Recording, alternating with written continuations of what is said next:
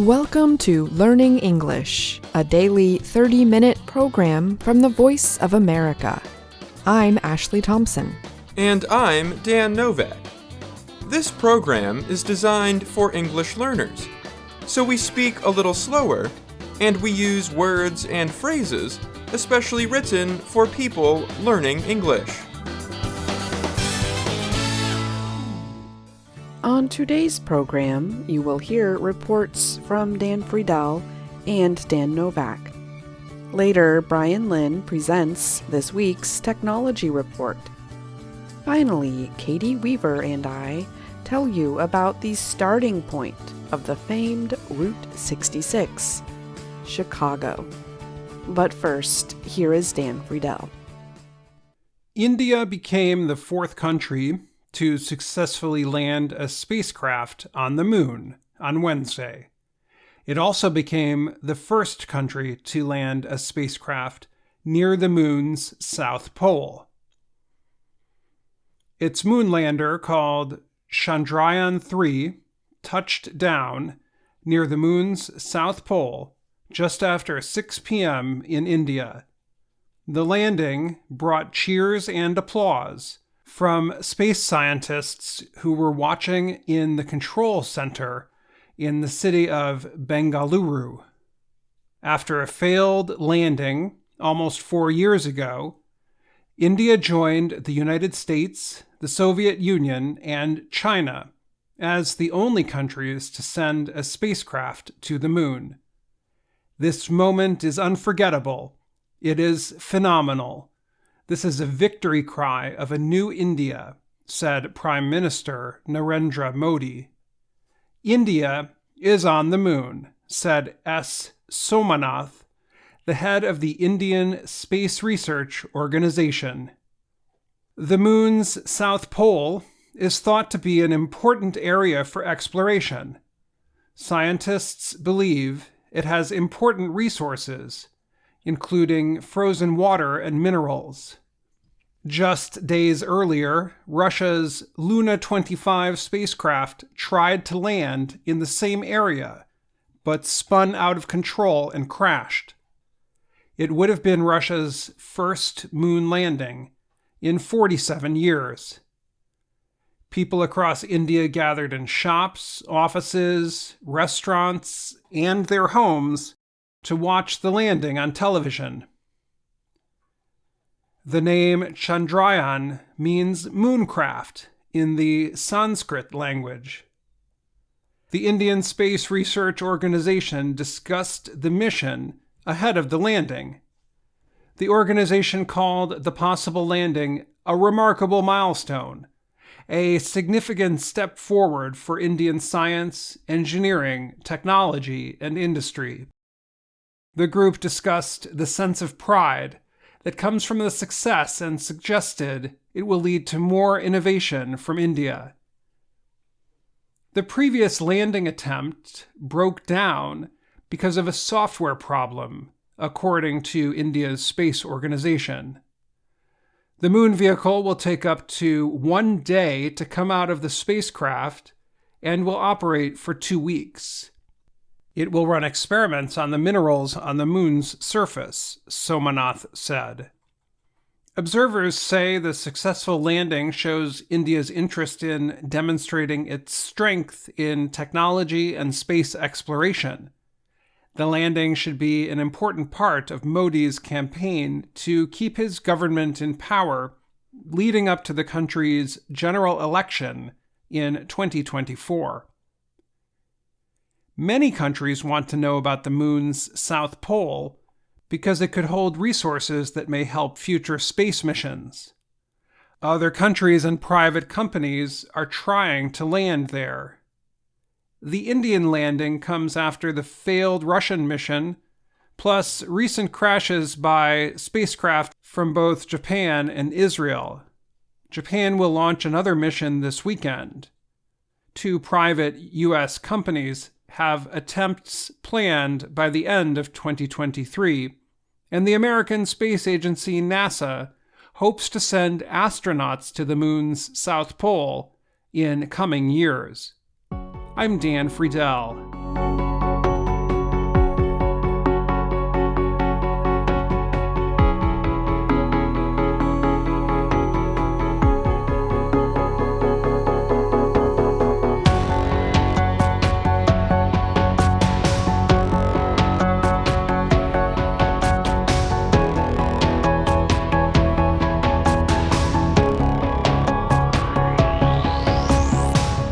recent satellite images suggest China is building a military site on disputed land in the South China Sea.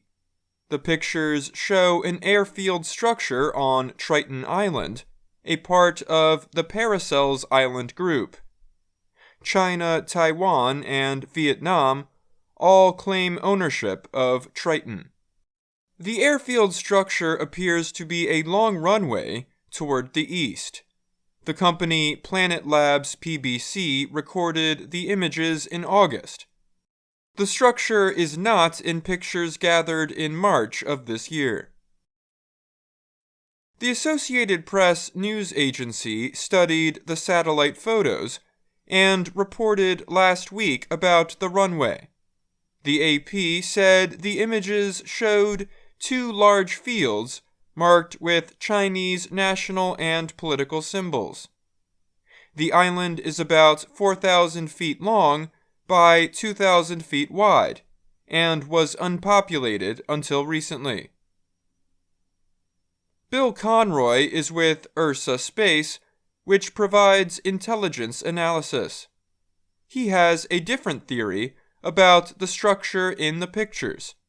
He says it might be a levee, a structure to protect low land from tidewaters. We're estimating that there's about 70,000 square meters of land that would be reclaimed from the sea by the levee, he said. Experts at the U.S.-based nonprofit Center for Strategic and International Studies said they believe the structure could be a runway, but they suggested it could also be a raised roadway. Ray Powell is director of Stanford University's Sea Light program. It studies Chinese naval strategy. He said the new structure on Triton Island could be both a levee and a roadway once completed. Huang Viet is an expert on South China Sea disputes at the National University of Ho Chi Minh City in Vietnam. He said that if it is an airstrip, Chinese military planes could use the island as a refueling station for actions in the area. The island is of equal distance from Vietnam and China. China has built on other disputed territory in the South China Sea. The structures include seawalls, airfields, and buildings across several islands. China has said such building projects are for scientific research. China has claimed ownership of 90% of the South China Sea. It is one of the busiest waters in the world, with 1/3 of all shipping traffic. Almost all the countries that border the waters claim territory in the sea, including Brunei, Malaysia, and the Philippines. Speaking to reporters Thursday, the Vietnamese Foreign Ministry spokesperson said all activities in the Paracel Islands conducted without Vietnamese permission are violations of Vietnam's sovereignty.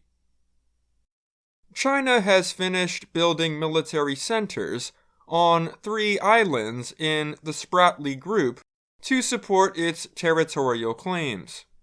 China says its actions in the South China Sea are aimed at peaceful reunification with Taiwan, which it considers a rebel province. A Taiwanese Foreign Ministry spokesperson said Monday that Taiwan's rights over land and related waters in the area cannot be questioned. I'm Dan Novak.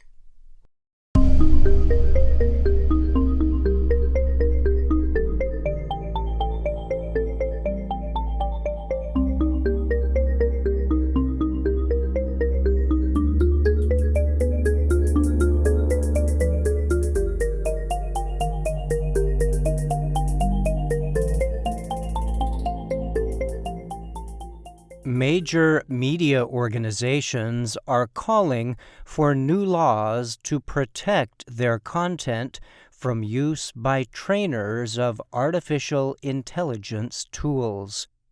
The request for new laws or regulations was contained in an open letter released earlier this month. The leaders of several large news and publishing organizations signed the document.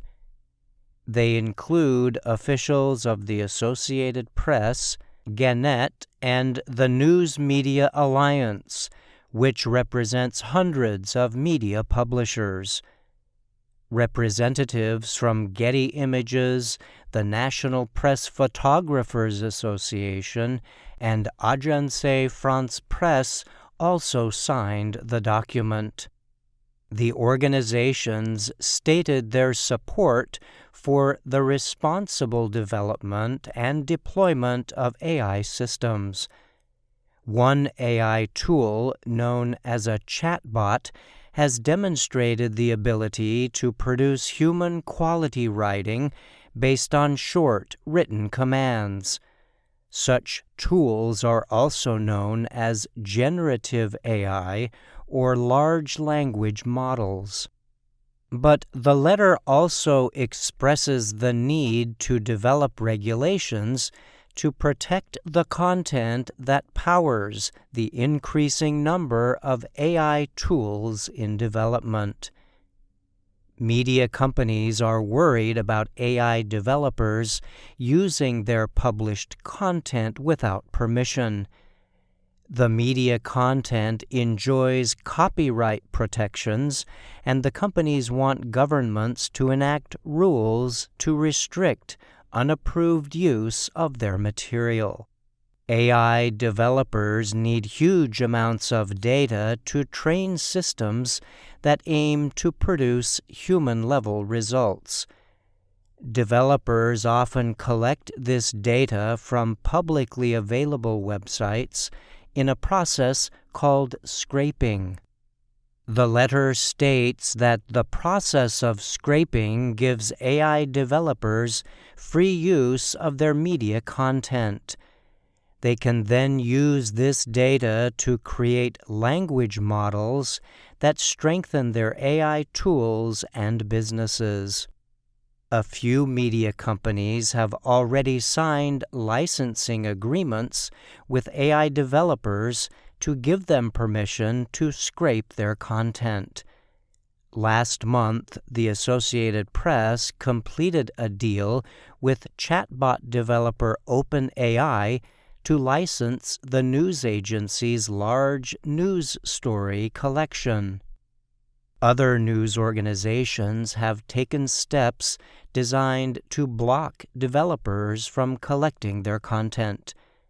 The New York Times, for example, recently changed its Terms of Service agreement to include new guidelines for AI. The new policy requires AI developers to have written permission to use any of its content to train language models.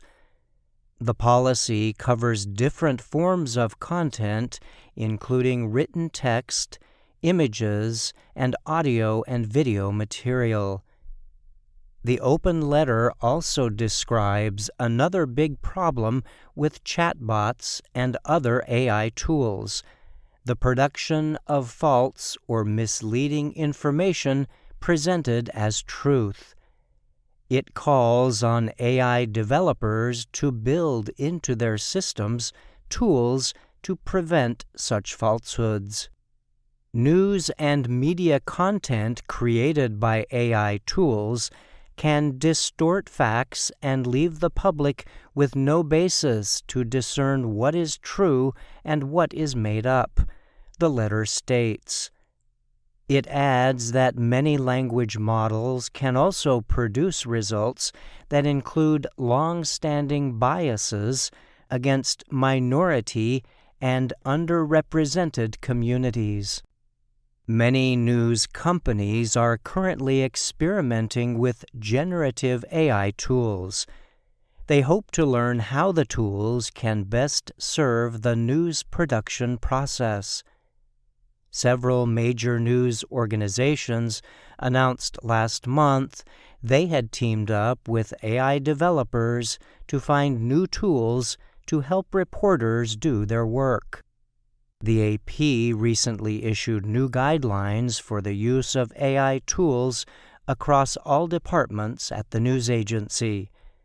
The guidelines ban the use of such tools to create publishable content and images for the news service, the AP said in a story about its new rules. However, the news agency said that it is also urging its employees to study the technology to learn how its use might improve their work within the rules. I'm Bryan Lynn.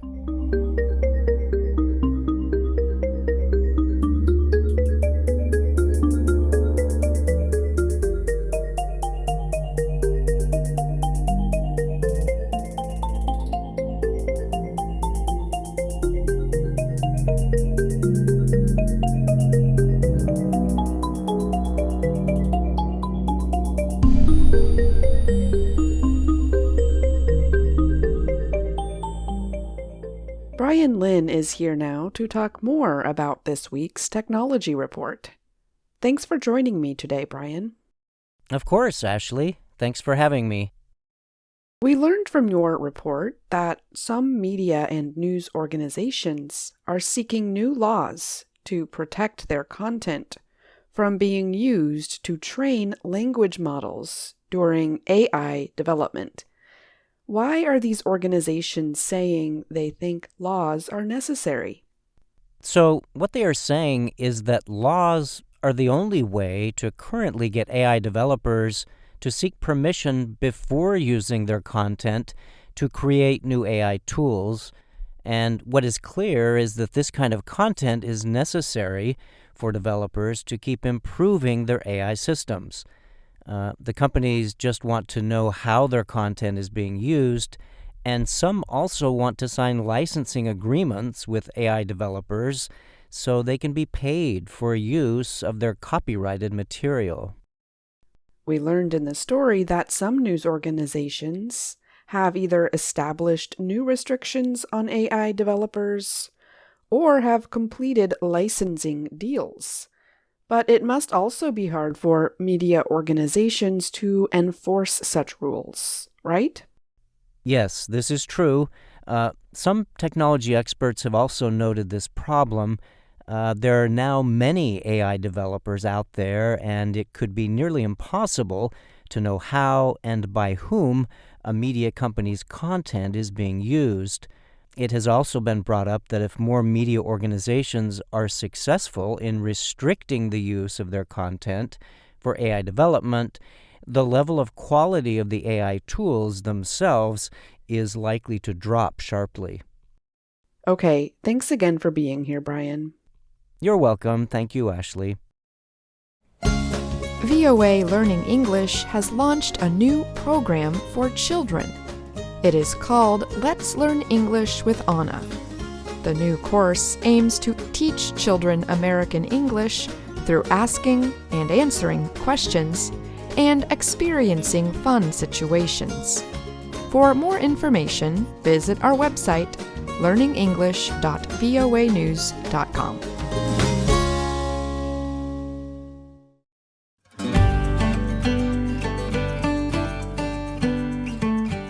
In September of 2015, VOA Learning English traveled along the famous Route 66.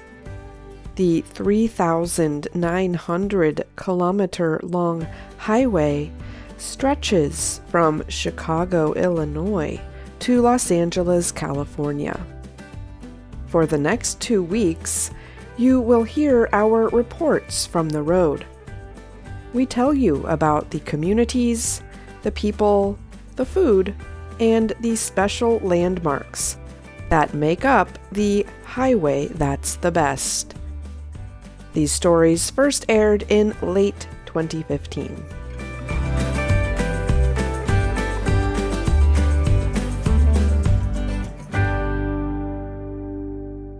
Few Americans pay attention to a brown street sign on East Adams Street in downtown Chicago.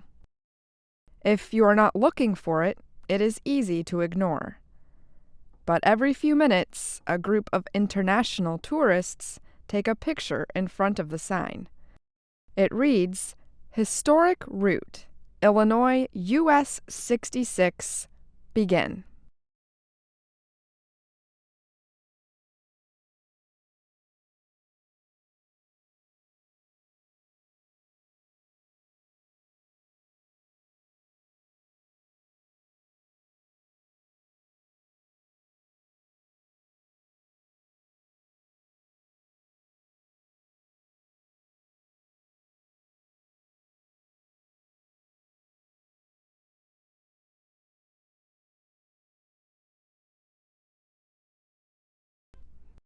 It is more famous for its pizza, museums, and skyscrapers than its place in Route 66 history. The 3,900-kilometer Route 66 links two of the biggest cities in the U.S., Chicago, Illinois in the east, and Los Angeles, California in the west. For people traveling Route 66 today, Chicago offers big city fun before beginning the drive through cornfields and small towns in Illinois. Before the Route 66 VOA crew headed west, we took in some of the sights, sounds, and tastes Chicago has to offer. If you like tall buildings and interesting architecture, Chicago is the city for you. Skyscrapers were born in Chicago. The first one went up in 1885 and was only about 33 meters tall. One of the most famous skyscrapers in Chicago is the Willis Tower. The building is more commonly known by its original name, the Sears Tower. For years, it was the tallest building in the world. It remains one of the tallest buildings in the United States. Completed in 1973, it has 103 stories and stands 527 meters tall. Its observation deck provides amazing views of the city's downtown and beyond. Chicago's downtown is called the Loop.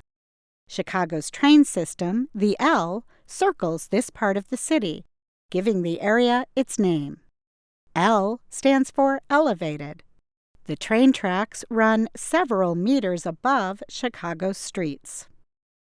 The public transportation system is a Chicago icon. More than 700,000 people board the trains every weekday. The Loop is also home to one of the largest outdoor sculptures in the world. British artist Anish Kapoor created the 10-ton sculpture, officially named Cloudgate. The huge metal rounded object is often and affectionately called the Bean. It is a beloved selfie spot because photographers can see themselves in the mirror-like surface of the Bean. One way to end a day of exploring Chicago's museums, parks, and architecture is by eating at one of the city's exceptional pizzerias. Chicago-style pizza is very different than the pizza from other American cities. It is more cheese than crust. Tomato sauce covers the top of the pizza, and it is truly more of a pie than a typical pizza. It is served in a deep, round plate. In fact, Chicago's pizza is called deep dish pizza. One of the first Chicago-style pizzerias opened in 1943. Two entrepreneurs opened Pizzeria Uno with the goal of creating a uniquely American version of pizza. The history of just who created Chicago deep dish is a bit controversial. Some say the entrepreneurs themselves were the inventors. Others give credit to one very famous Chicago clan. Lou Malnati was one of the original Pizzeria Uno cooks. He claimed that he came up with the Chicago deep dish pizza. He continued to work at Pizzeria Uno for many years without getting the credit he felt he deserved. But in 1971, he and his family took their pizza baking skills and opened their own restaurant. Lou Malnati's Pizzeria now has 35 locations throughout Chicago and its suburbs. One of Lou Malnati's downtown locations is a quick walk away from another Chicago institution, Jazz Showcase.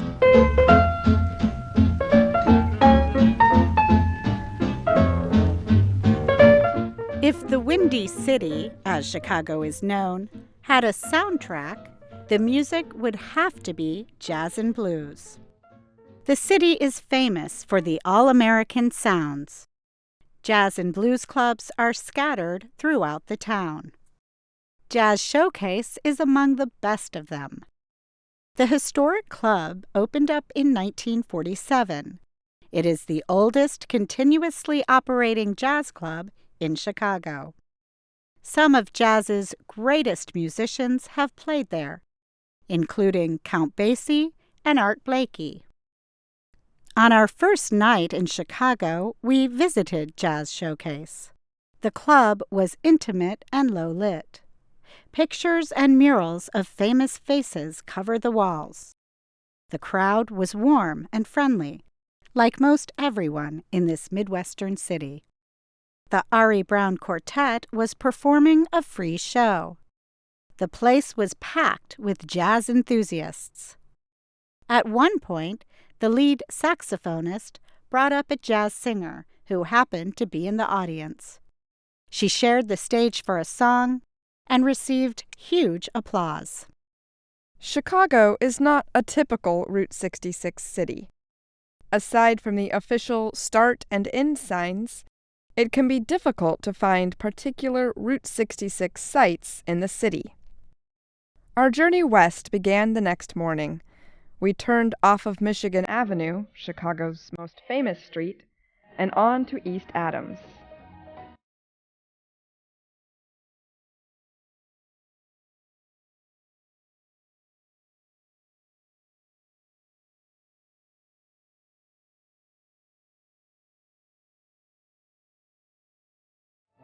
I'm Ashley Thompson. And I'm Caty Weaver.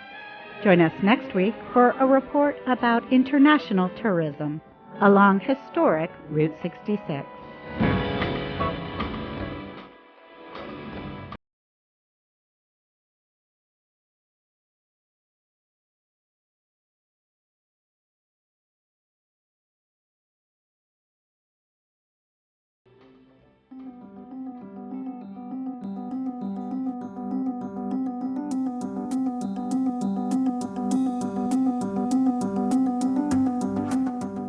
And that's our program for today. Join us again tomorrow to keep learning English through stories from around the world. I'm Ashley Thompson. And I'm Dan Novak.